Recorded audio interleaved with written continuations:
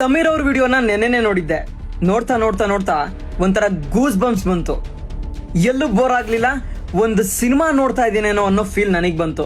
Video delete ಆಗುತ್ತೆ ಅಂತ expectations ಇತ್ತು, ಹಂಗೆ ಬೆಳಗ್ಗೆ ಡಿಲೀಟ್ ಆಯ್ತು. ಬಟ್ ವಾಪಸ್ ಬರುತ್ತೆ ಅನ್ನೋ ಎಕ್ಸ್ಪೆಕ್ಟೇಷನ್ಸ್ ಇರಲಿಲ್ಲ. ಬಟ್ ಬಂದಾದ್ಮೇಲೆ ಅನ್ನಿಸ್ತು ಗೌಡ್ರಿಗೆ ಕೆಟ್ಟ ಗಳಿಗೆ ಶುರು ಆಯ್ತು ಅಂತ. ಇಲ್ಲಿ ನಾವಿವಾಗ ಯೋಚನೆ ಮಾಡ್ಬೇಕಾಗಿರೋದು ಗೌಡ್ರ ಬಗ್ಗೆ ಅಲ್ಲ, ಆ ವಿಷಯದ ಬಗ್ಗೆ ಕೂಲಂಕುಷವಾಗಿ ನಮ್ಮೆಲ್ಲರ ಎದುರುಗಡೆ ಸತ್ಯಾಸತ್ಯತೆಯನ್ನು ತೋರಿಸ್ಕೊಟ್ಟಂತಹ ಸಮೀರ್ ಅವ್ರ ಬಗ್ಗೆ. ಯಾಕಂದ್ರೆ ಇವಾಗ ಅವ್ರ ಟೈಮ್ ತುಂಬಾ ಕ್ರಿಟಿಕಲ್ ಆಗಿರುತ್ತೆ. ಯಾಕಂತಂದ್ರೆ ಗೌಡ್ರು ಯಾರನ್ನು ಬಿಟ್ಟಿಲ್ಲ. ಸೊ ಹಾಗಾಗಿ ಇವ್ರ ಪರಿಸ್ಥಿತಿ ಮುಂದೆ ಹೇಗಾಗುತ್ತೆ ಅಂತ ಹೇಳೋದಕ್ಕಾಗಲ್ಲ.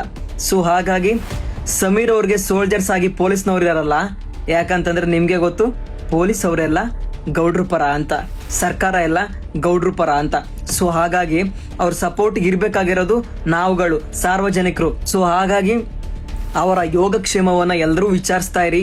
ಹೇಗಿದ್ದೀರಾ, ಏನಾಯ್ತು, ಏನ್ ಮಾಡ್ತಾ ಇದ್ದೀರಾ, ಎಲ್ಲ ಆರಾಮ ಅನ್ನುವಂಥ ಒಂದು ಕಾಳಜಿಯನ್ನ ಎಲ್ಲ ಇಟ್ಕೊಂಡಿರಿ. ಎಲ್ಲ ಒಳ್ಳೇದಾಗತ್ತೆ.